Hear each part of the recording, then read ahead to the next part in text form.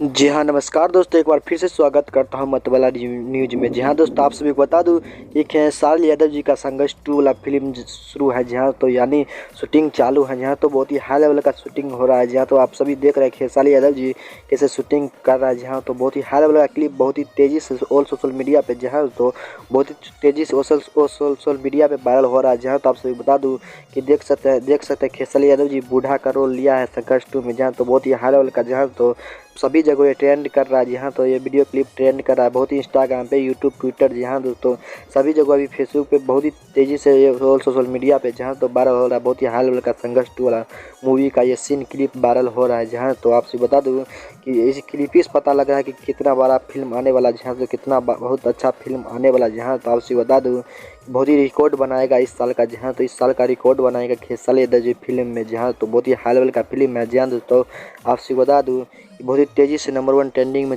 चल रहा है ये वीडियो क्लिप। जहाँ तो आपसे बता दूँ कि अगर आप हमारे चैनल पर नए हैं तो प्लीज़ चैनल को सब्सक्राइब कर दें, ताकि जब भी मैं संघर्ष 2 वाला फिल्म का टीजर लेकर आऊँ तो आपसे